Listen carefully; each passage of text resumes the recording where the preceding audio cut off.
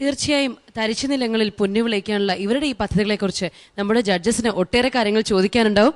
Kannan sir, Veliyanad പഞ്ചായത്തിൻ്റെ ഭക്ഷ്യസുരക്ഷാ പദ്ധതി അനുസരിച്ച് ഇപ്പോൾ ഏകദേശം 100 ഹെക്ടറോളം തരിശായി കിടന്ന സ്ഥലം കൃഷിയോഗ്യമാക്കി ഇല്ലേ?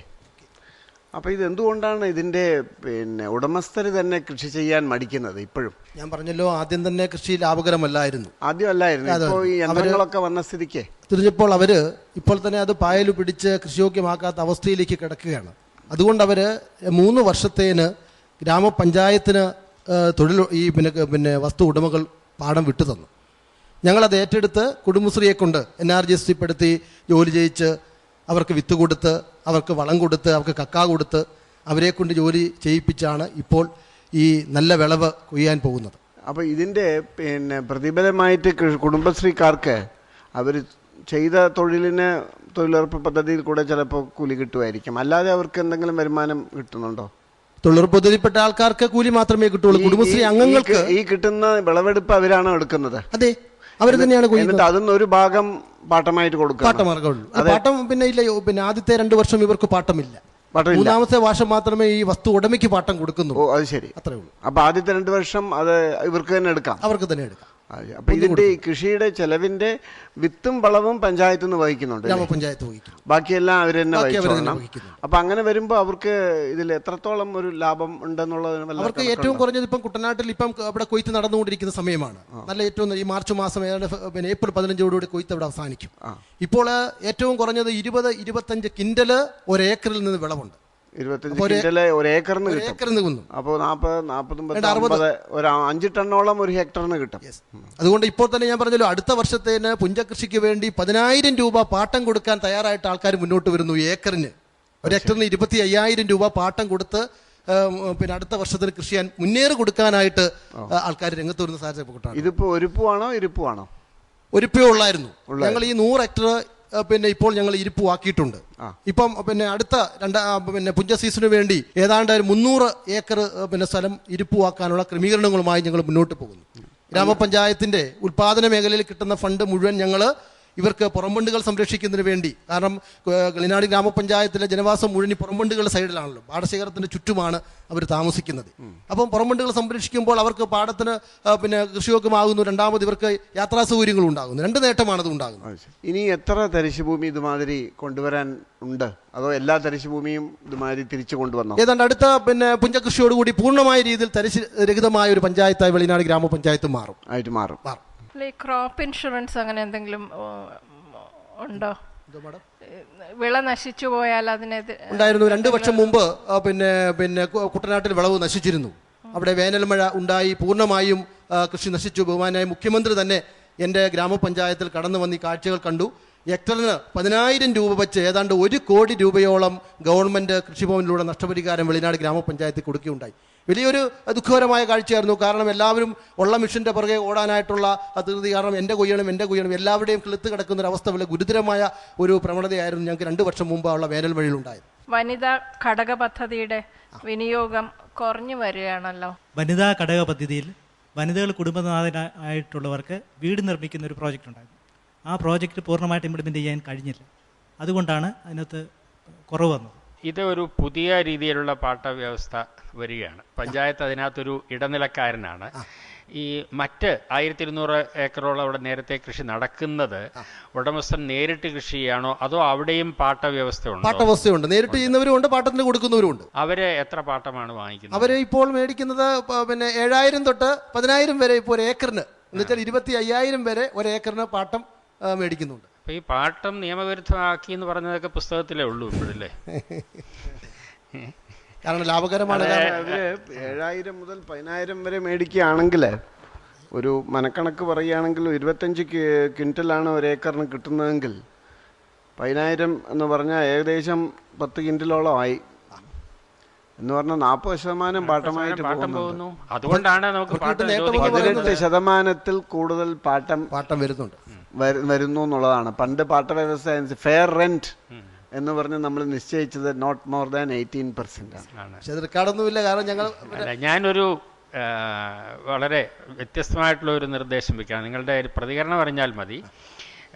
ഒന്നുകിൽ ഭൂ ഉടമ നേരിട്ട് കൃഷി ചെയ്യുക, അല്ലെങ്കിൽ അത് ഒരു വളരെ ന്യായമായ, നേരത്തെ കണ്ണൻ പറഞ്ഞ പോലെ ന്യായമായ ഒരു റെൻറ്റിന് പഞ്ചായത്തിനെ ഏൽപ്പിക്കുക. പഞ്ചായത്തിൻ്റെ മധ്യസ്ഥതയിൽ സ്വയം അധ്വാനിക്കാൻ തയ്യാറുള്ളവർക്ക് അത് കൊടുക്കുക, കൃഷി ചെയ്യാനായിട്ട് കൊടുക്കുക. അങ്ങനെ ഒരു വ്യവസ്ഥയെപ്പറ്റി എന്താ ഞങ്ങൾ പ്രതികരണം? ആലോചിച്ചിട്ടുണ്ട്. ഞങ്ങൾ അടുത്ത സീസൺ ഇങ്ങനെ ഈ റേറ്റ് കൂടുന്നത് കൊണ്ട് ഞങ്ങൾക്ക് ഒരു ആശങ്കയുണ്ട് ഗ്രാമപഞ്ചായത്തിന്.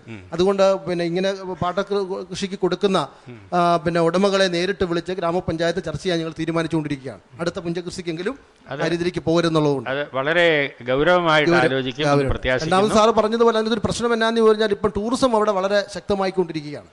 ആലപ്പുഴ ജില്ലയിൽ നിങ്ങൾക്കറിയാം, ഹൗസ് ബോട്ടുകൾ ഇഷ്ടംപോലെ വിദേശികൾ, മറ്റ് നോർത്ത് ഇന്ത്യൻസ് ഒക്കെ വരുന്ന ഞങ്ങളുടെ പഞ്ചായത്തിലൂടെ ഒക്കെ ബോട്ടിലൂടെ കടന്നു പോകുന്നുണ്ട്. അപ്പോൾ സ്വാഭാവികമായും വാട്ടർ ഫ്രണ്ടേജ് ഉള്ള സ്ഥലത്തിന് ഇന്ന് വലിയ വിലകളായിട്ടുണ്ട്. അതാണ് ഈ ഒരു പരിധി വരെ ഇപ്പം നിലത്തിന് അവിടെ വില കൂടാനുണ്ടായ ഒരു സാഹചര്യവും അത് തന്നെയാണ്. പക്ഷേ ഹൗസ് ബോട്ടുകളിൽ വന്ന് ടൂറിസ്റ്റുകൾ അവിടെ രാത്രി കാലങ്ങളിൽ ക്യാമ്പ് ചെയ്യുന്നുണ്ട്. പക്ഷേ ഞങ്ങൾക്ക് അതിൻ്റെ ഒരു പ്രയോജനം കിട്ടുന്നില്ല. അപ്പോൾ ഞങ്ങൾ ഗ്രാമപഞ്ചായത്തിനെ ആലോചിച്ചുകൊണ്ടിരിക്കുന്ന ഹട്ടുകൾ ഉണ്ടാക്കി അവരെ അവിടെ താമസിപ്പിച്ച് അവർക്ക് നല്ല ഭക്ഷണങ്ങൾ ഉണ്ടാക്കി കൊടുത്ത് നല്ല മധുരക്കള്ള അവർക്ക് കൊടുത്ത് അങ്ങനെ പഞ്ചായത്തിന് ഒരു വലിയ വരുമാനം ഉണ്ടാക്കാനുള്ളതിനെ പറ്റിയും ഞങ്ങൾ ആലോചിച്ചുകൊണ്ടിരിക്കുകയാണ്. അപ്പോൾ നെൽകൃഷിയുടെ കാര്യം മറക്കരുത്, അത്രയേ ഉള്ളൂ.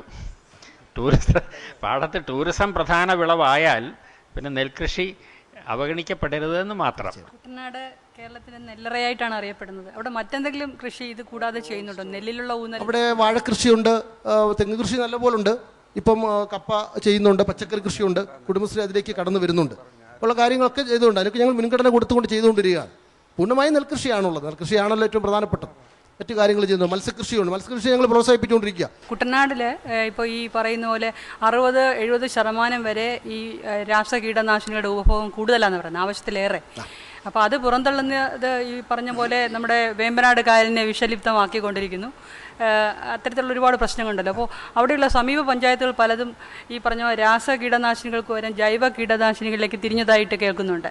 അത് ശ്രദ്ധയിൽപ്പെട്ടിട്ടുണ്ടോ? തീർച്ചയായിട്ടും ഉണ്ട്. മറ്റു പഞ്ചായത്തുകൾ അത് തുടങ്ങിയിട്ടുണ്ട്, ഞങ്ങൾ തുടങ്ങിയിട്ടുണ്ട് അതിലേക്ക്. അപ്പം അതുകൊണ്ടാണ് ഈ വർഷം ബഹുമാനായ ധനകാര്യമന്ത്രി തന്നെ ബഡ്ജറ്റിൽ പറഞ്ഞതുപോലെ തണ്ണീർമുക്കം ഷട്ടർ തുറന്നിടാൻ ഒരു സീസണിൽ ഈ നേരത്തെ ഉപ്പുവെള്ളം കയറുമ്പോഴത്തേന് ഈ മലിനജലം എല്ലാം അവിടെ ഈ പോള ഏറ്റവും കൂടുതൽ ഈ പോളയും മറ്റും ഇത് ഉപ്പുവെള്ളം കയറാത്തതുകൊണ്ടാണ്. അപ്പം അതുകൊണ്ട് അതിനുള്ള ശ്രമങ്ങളാണ് ഞങ്ങൾ എല്ലാവരും എന്നെ സ്വാഗതം ചെയ്യുന്നുണ്ട്. കാരണം തണ്ണീർമുക്കം ബണ്ട് തുറക്കണമെന്നുള്ള അഭിപ്രായമാണ് ഞങ്ങൾക്കുമുള്ളത്.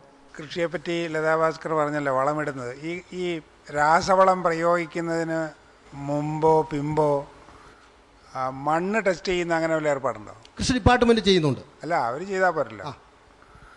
നമ്മൾ കൃഷി ഡിപ്പാർട്ട്മെൻറ്റുകാരെങ്ങനെയാണ് ചെയ്യുന്നത്?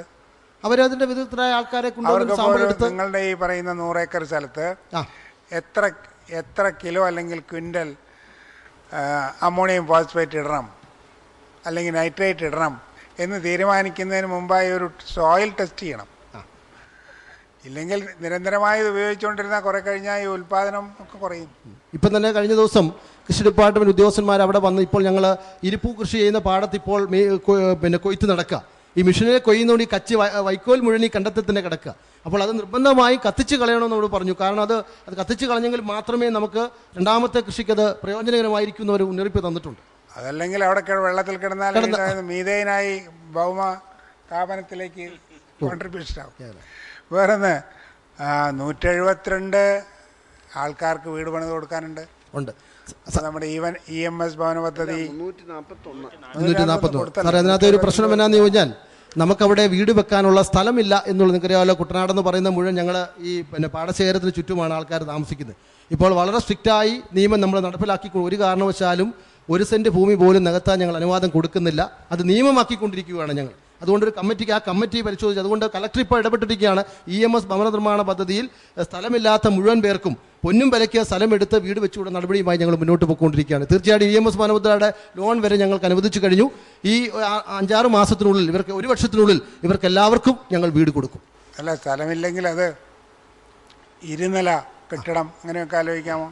അതവിടെ ഭയങ്കര ചിലവ് കൂടുതലായിരിക്കും. കാരണം ചേറല്ല അടിയിൽ ക്ലേ ആയതുകൊണ്ട് അത് പണിയുമ്പോൾ ഒരുപാട് കോസ്റ്റ് ഭയങ്കരമായി കൂടുതലായിരിക്കും. അതാണ് അവിടുത്തെ ഒരു പ്രശ്നം. എന്ത് തോന്നുന്നു ഇപ്പോൾ? വലിയ സന്തോഷം തോന്നുന്നുണ്ട്.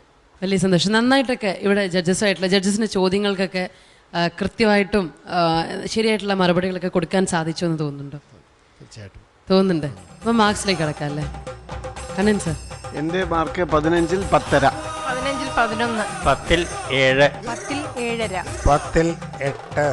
വെളിയനാട് പഞ്ചായത്തിന് 60 ലഭിച്ചിരിക്കുന്നത് 44 മാർക്സാണ്. ഇവരുടെ പദ്ധതികളെ നിങ്ങൾ